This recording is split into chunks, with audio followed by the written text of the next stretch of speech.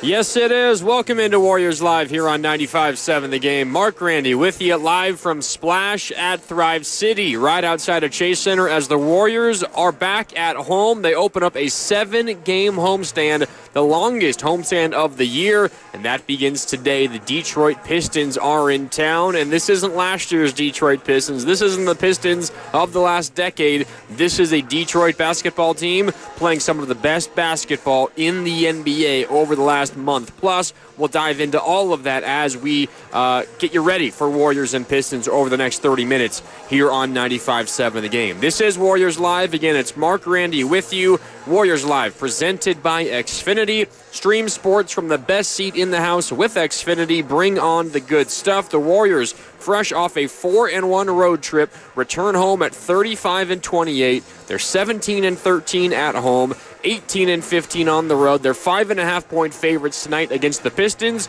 who come in with identical records to the Warriors, 35-28. The Pistons, 35-28 are the Warriors. The Pistons, they're 6th in the East. The Warriors are 6th in the West. The Pistons struggled to begin the year, kind of opposite of what the Warriors did. Remember, the Warriors went 12-3. Then the middle portion of the season, they were really poor. The Pistons began a little slow. They have been great since. The Detroit Pistons were 11-17. They're 24-11 since then. They were 25-26. They're 10-2 in their last 12 games. That includes an 8-game win streak.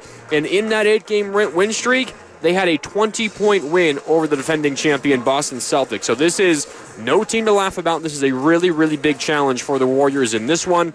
The Pistons, led by Cade Cunningham, one of the best players in the NBA. For my money, he's got to be on an all-NBA team this year. He's averaging over 25 points per game, over 6 rebounds per game, over 9 assists per game. He is 10th in the league in points per game and 3rd in the league in assists per game. The only player who has the same amount of points and assists or more than Cade Cunningham is Nikola Jokic. That's pretty good company. So this is a young star in Cade Cunningham who is blossoming into a superstar. And as long as he is a Detroit Piston, this Pistons team is going to be a problem in the Eastern Conference for years to come. This is no slouch Detroit team anymore. They got some quality pieces, and they have some familiar faces from the Warriors. If you remember, the trade that sent Jimmy Butler to Golden State, that also sent Andrew Wiggins to Miami. It also sent, by the way, Slow-Mo, Kyle Anderson to Miami as well. The other two pieces the Warriors shipped off, Dennis Schroeder and Lindy Waters, both of those ended up getting rerouted to Detroit. So Dennis Schroeder and Lindy Waters back in the house tonight. And it might be specifically for Dennis Schroeder, who plays consistent minutes with Detroit. It might be the Dennis Schroeder revenge game tonight here at Chase Center as we get ready for tip-off. I'm live from Splash at Thrive City. If you haven't yet been to Splash at Thrive City, it's right outside of Chase on the west side of Chase Center. Brand new sports bar and restaurant. It's got gigantic TVs all over the place right now. In front of me here at Splash, I've got 3 gigantic screens. One of them showing Duke versus North Carolina men's basketball. I've got some NBA action with the Nets and the Hornets doing battle. Plus, I've got some SEC women's basketball semifinal tournament action also on right now. And there's also countless other screens around this place. They're showing every possible sports matchup that you could dream of. Plus, they've got a ticker that runs throughout the course of the downstairs area here at Splash at Thrive City.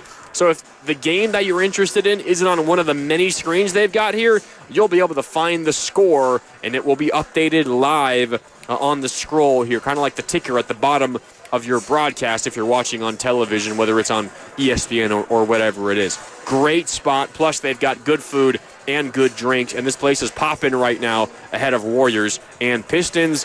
Hard to find a better spot to stop by pregame for something to eat, something to drink before you head into Chase Center. And if you don't have a ticket to a Warrior game, this is also a pretty good spot to kind of be involved in the environment. It almost feels like you are in the arena. You're right next door, and you'll be able to watch the Warrior game on a gigantic screen here at Splash at Thrive City.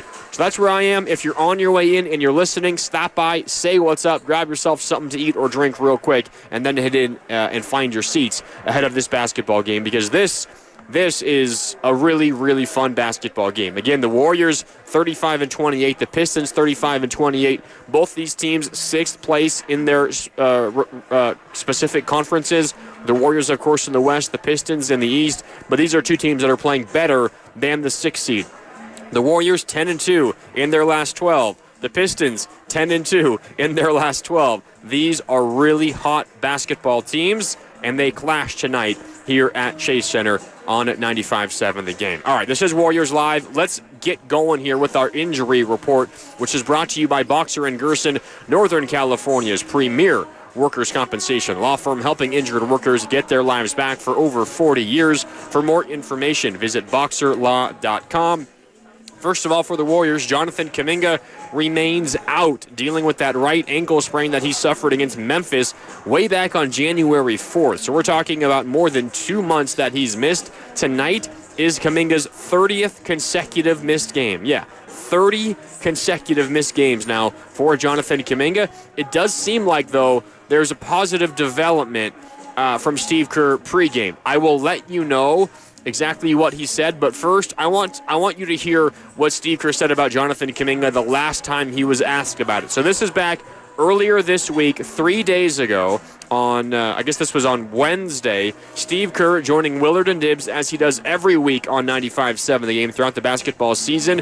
Here's Steve Kerr talking about Jonathan Kuminga. It was asked of Steve Kerr, is there a setback? How do you explain the extended absence for Jonathan Kuminga? Because remember, the Warriors were expecting him to play at some point on this road trip. It never happened. So here's Coach Kerr. Steve, any setback for Jonathan Kuminga? No setback. It's just the injury itself was, I think, more serious, than anybody realized, and some of these things you just can't predict. I mean, that's one of the things I've learned during my time as coach, working with Rick and the performance staff. There's no exact recipe for these injuries, and everybody heals differently. And I think as it's turned out, JK's injury was, more of a setback than we realized in the beginning. And he's working hard. He's working every day. Had a really good workout today. And it does feel like he's getting close, but, you just got to do the right thing, and that's what we're all trying to do. Okay, so that was Steve Kerr back on Wednesday with Willard and Dibbs. And he said no setback, but essentially the main point there was that the injury was just more severe than we ever really thought it was. It wasn't ultimately a very positive update. I know he did say that, he's getting closer, but that for the most part I think was interpreted as not a great update from the Warriors and from Steve Kerr about Jonathan Kuminga. So now that was Wednesday. Let's fast forward back to the present day. Steve Kerr, I was sitting in on his pregame press conference about an hour ago now before getting set up here at Splash at Thrive City, and this was what Steve Kerr said. And we don't have the sound. I'll just read it for you. This was what Steve Kerr said about Jonathan Kuminga when asked to update his status. Steve Kerr said, quote, "He scrimmaged just now. He looked good. Conditioning is getting there. He's feeling positive, and that's a good sign. He's had a couple of good days in a row, so we'll keep going. Should be soon, and we're excited to get him back." Of course, what he's talking about there, that the should be soon means should be soon that he returns to the floor for the Golden State Warriors. That, to me, feels like by far the most encouraging update we've had from the Warriors on Jonathan Kuminga throughout this whole process. So maybe that means Kuminga plays on Monday when the Warriors are in action next. That's Monday against the Trailblazers. That's game 2 of the 7-game homestand. If not Monday, Thursday seems like a good spot for Kuminga. Thursday at home against Sacramento, followed by the Knicks a week from today on Saturday. Denver the following Monday. Milwaukee, a back-to-back the day after that Denver game. That Milwaukee game's on Tuesday the 18th. Then the final game of the 7-game homestand is Toronto on Thursday, March 20th. So there's a chance it feels like maybe we get Kuminga back as early as Monday. I would circle maybe Thursday as a day where we're going to get Jonathan Kuminga back. But that seems like the most positive update we've heard from the Warriors as it relates to Kuminga. Again, let me read the quote for you one more time. Steve Kerr, about an hour ago on Jonathan Kuminga. Quote, "He scrimmaged just now. He looked good. Conditioning is getting there. He's feeling positive, and that's a good sign. He's had a couple of good days in a row, so we'll keep going. Should be soon, and we're excited to get him back." That is Steve Kerr on Jonathan Kuminga. Now, Steve Kerr also provided an update on Brandon Pajemski, who's on the injury report as we continue on the injury report brought to you by Boxer and Gerson. Pajemski is listed as questionable with bilateral low back soreness. It is officially questionable. Brandon Pajemski is questionable, but he's officially going to be a game-time decision. He left Thursday's game in Brooklyn less than a minute in because his back tightened up. Steve Kerr said post-game after that game in Brooklyn that he's officially day-to-day. He is a game-time decision tonight because Steve Kerr said, quote, he's going to warm up and then we'll see. So inside of Chase Center right now, potentially Pajemski warming up, and if that back feels good, he will give it a go. But if not, he will miss this game. The good news is even if he misses tonight, it feels like it's not serious at all, and there should not be any kind of extended absence for Pajemski if it is an absence at all. That's Pajemski. Meanwhile, GP2, a nasal bone fracture. He is available. He will wear a mask as he did on Thursday in Brooklyn. He had himself a really good game, by the way, Thursday in Brooklyn. He had himself an awesome road trip. But GP2 is available. He will still be wearing a mask. And in fact, as I'm talking about our injury report right now, just got an update from the Golden State Warriors. Brandon Pajemski has gone through his on-court pregame workout, and he is out tonight. Pajemski is officially out tonight. So no Pajemski with that low back soreness. It tightened up on him early in the game Thursday. He did not return to that game, and he is missing this game today. But again, considering that it was a game-time decision, that he had the ability to warm up and test it out, it does suggest that it is not a major issue at all for Pajemski and his back. But he is officially out tonight. So no Kuminga, no Pajemski. GP2, though, is available. Meanwhile, the Pistons, a very, very quick injury report. And in fact, there really isn't even an injury on their injury report. Tobias Harris is probable, expected to play due to personal reasons. Tobias Harris, a good piece off the bench for the Detroit Pistons, having himself a decent year. He is probable and expected to play in this one. He's averaging nearly 14 points per game so far this year. Okay, Tobias Harris probable, Kuminga and Pajemski out. That is it for the Warriors in this one. Warriors Live is presented by Xfinity at home or on the go. You'll get the fastest internet to all of your devices. Before I continue here on Warriors live from Splash at Thrive City, right outside of Chase Center, I've got Florida Ole Miss men's basketball on in front of me. Duke, North Carolina, a hell of a basketball game. I'm keeping my eye on that. Plus the Hawks and the Pacers just tipped off. I got SEC women's basketball tournament semifinal action in front of me. All the sports you could dream of, they are right here for you at Splash at Thrive City. But before I continue, I want to let you know that the Golden State Warriors, they're hosting their Steam Fest tomorrow. That's Sunday, March 9th, tomorrow at 11 in the morning during the Santa Cruz Warriors game at Chase Center. The family-friendly fest aims to help youth learn about STEAM, that's science, technology, engineering, art, and math-related fields, build technological skills, and interact with various local organizations involved with STEAM and sports. All fans in attendance for the Santa Cruz Warriors matchup against the Mexico City Capitanes are welcome to attend the fest. Again, the Warriors are hosting a STEAM Fest tomorrow at 11 during the Santa Cruz Warriors game at Chase Center. All fans in attendance for the Santa Cruz Warriors game against Mexico City, they're welcome to attend the fest. Again, that is tomorrow, Sunday, March 9th at 11 a.m. All right, Warriors Live continues here on 95.7 The Game. Mark Grandy with you live from Splash at Thrive City. I want to talk a little bit here about what Jimmy Butler's impact has been for the Warriors. Before we do that, let's hear from Steve Kerr. Again, his conversation with Willard and Dibbs every week here on 95.7 The Game. This conversation came on Monday. Here's Steve Kerr on how Jimmy Butler has given everyone on the Warriors roster confidence. Here is Coach Kerr.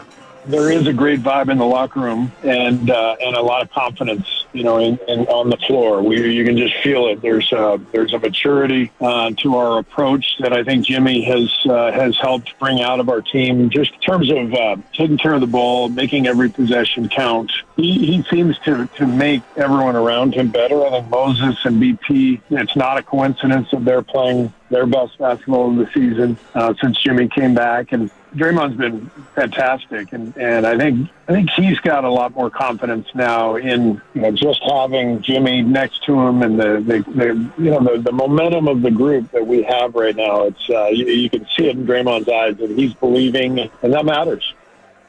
All right, that's Steve Kerr on the impact that Jimmy Butler's acquisition is having all across the entire roster. How about some numbers to back it up? The record is the obvious one, right? Warriors were a game under 500, 25-26 before Jimmy Butler debuted. Since he debuted, they're 10-2. And by the way, he missed one of those games, and the one game that he missed was a loss. 10-2 since he debuted, 10-1 with Jimmy Butler. So a drastically improved record. Their offensive rating has jumped from 112 to 121. That's from below average, bottom half of the league, to top 5 offensive rating. Points per game has jumped up about 9 points. Rebounds per game is up just a little bit. Assists per game are up from top 10 to the second best mark in the NBA during that stretch. Turnovers are down by a big chunk. They're now top 10 in terms of fewest turnovers per game since Jimmy Butler debuted. Their steal numbers, the number of steals they are getting in a game, that is taking a significant jump up. They're top 5 in that mark as well. How about free throw percentage? That has jumped from last to first, from 72% to 85.5%. Free throws attempted per game, up about 4 per game, from very bottom, 27th in the league, to top 10. Points off turnovers per game, from about middle of the pack, 13th to first. Every single place you look, and that's just mostly the Warriors numbers. The same goes for opponents. They allow fewer points per game. They're allowing fewer assists per game. They're forcing more turnovers per game. Opponents are shooting worse. Opponents are scoring less in the paint. Jimmy Butler has helped nearly every single category for the Warriors. It is impossible to accurately describe, in my opinion, just how wide-ranging his impact is. I like to ask people with the team that cover the team, where has his impact been felt the most? Because you have so many different categories to choose from. I think the right answer, and it's something that Steve Kerr was talking about there, that cut you just heard Steve Kerr talking with Willard and Dibbs, it might just be the confidence that he has injected into the roster and what that does for everybody else. Because clearly he has a lot of positive impacts, but he's also getting everybody else to play better. And if Steph Curry is playing better, and Draymond Green is playing better, and Moody's playing better, and Pajemski's playing better, and I can go down the list, so on and so forth. Quentin Post is playing better. And Jimmy Butler is the reason for it. At least he's part of the reason for it. That's got to be reason number one, or biggest impact number one, why the Warriors have turned this around with Jimmy Butler on the roster. All right, Warriors Live continues here on 95.7 The Game. Let's get to our Take It to the Bank prediction, which is brought to you by Fremont Bank, full-service banking with no compromises. I'm going to go to Detroit center Jalen Duren in this one. He's 6'10", 250, one of the biggest, most athletically gifted big men we have in the league. He's averaging 11 points and 10 rebounds per game, a career year. We talk so much about Cade Cunningham, who for my money is a top 10 player in the NBA right now. Jalen Duren is having a career season, and he's a big reason why this is a really good Pistons team, especially of late. Jalen Duren, again, 6'10", 250, can jump out of the gym. Considering the Warriors are pretty small, Duren should have every opportunity to grab a bunch of boards in this one. I will go over 10.5 rebounds by Jalen Duren tonight. He's hit that number in 4 of his last 6 games. Go back even further, he's had 10 or more boards. I know I said over 10.5, but he's gotten double digits in 18 of his last 23 games. So Jalen Duren, a rebounding machine, going up against a good rebounding team in the Warriors, but a team that does not have a lot of size. When the Warriors go big, it's usually via Quentin Post at the 5, and Post has been amazing for the Warriors. But if you're Jalen Duren, you should look to take advantage of that opportunity, because as good as Quentin Post has been, we know he's not your prototypical big man, and Jalen Duren has the weight advantage, the athleticism advantage, and probably the quickness advantage on Quentin Post as well. So I'm keeping an eye on Jalen Duren in this one. He should have an opportunity to have a big impact. I'll go over 10.5 rebounds for the Pistons center, Jalen Duren, and that is our Take It to the Bank prediction, which, as always, is brought to you by Fremont Bank, full-service banking with no compromises. I want to read you just some statistics here for Stephen Curry. Steph Curry on the road trip, the 5-game roadie when the Warriors went 4-1. He averaged nearly 35 points per game, 4.5 rebounds per game, and a shade under 8 assists per game. 3 turnovers per game, which considering how often the ball is in his hands, that is great. You'll take that. On the road trip, 55% from the field, 51.5% from downtown, and 94.4% from the free throw line. Since the Jimmy Butler trade was announced, by the way, this goes all the way back to that game in Utah. The trade was announced just before that, and it was the loss in Utah, but that was when the trade officially happened. 14 games, including that Utah game. Stephen Curry, 31 points per game, 4.5 rebounds, 6.5 assists, 2.7 turnovers per game, shooting 48% from the field and 41% from downtown. For reference, when he won unanimous MVP 9 seasons ago, Steph averaged 30 points per game, 5.5 rebounds, 6.5 assists, 3.3 turnovers, more than he's averaging during this current stretch, shot 50% from the field, 45% from downtown, and 91% from the free throw line. So essentially, the numbers across the board are very similar. Very similar. He just was doing it at a little bit of a higher efficiency when he won the unanimous MVP. My point is, though, Steph Curry is playing at an MVP level since the Jimmy Butler acquisition, and as we talk about maybe the biggest impact that Jimmy Butler is having, maybe it's just as simple as unlocking Stephen Curry, giving him the confidence that he is playing meaningful basketball again, and then just simply letting Steph cook and making it easier on him because he's taking some of the attention away from Steph. Jimmy Butler is on that side of the floor. No coincidence that Steph is playing the best ball of his career, maybe, or of his season, maybe of the last 2 seasons since Jimmy Butler was acquired. That is not a coincidence, I guarantee you. All right, our out-of-town NBA game of the night is sponsored by the San Francisco International Airport. Wherever your team goes, you can get there from SFO. There are 8 games around the association today, including Lakers and Celtics from Boston. This game tips off at 5:30, so coming up here in a little bit, just like the Warriors game. The Lakers, they're one of the hottest teams in the league right now. Winners of 8 in a row. They're up to 40-21 percentage points ahead of the Nuggets for second in the Western Conference. The Celtics have been steady all season, currently sitting at 45-18, which is comfortably second best in the Eastern Conference. And, of course, anytime the Lakers and Celtics meet up, it is a big deal. Anyway, this game tips off at 5:30 in Boston, so it's too late to get there now, but SFO can get you over to Boston whenever you want. The Warriors already made their only visit of the regular season to Boston. They beat them early in the season, if you remember. So you can't see the Warriors in Boston again this regular season, but there is a chance, albeit a slight chance, that they could meet again in the finals. And if that happens, SFO can get you there then, or you could use SFO to get there when the Warriors visit next season or whenever else you want to make a trip out east. And that is our out-of-town NBA game of the night, sponsored by the San Francisco International Airport. Wherever your team goes, you can get there from SFO.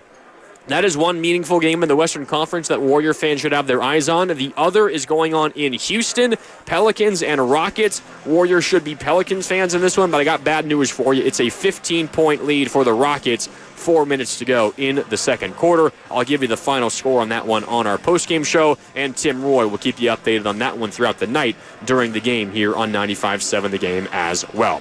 All right, that'll do it here for Warriors Wrap-Up or Warriors Live today. Warriors Live presented by Xfinity, at home or on the go. You'll get the fastest internet to all of your devices. Tim Roy, Tom Tolbert standing by live from Chase Center. Dubs, Pistons coming up next right here on 95.7 The Game.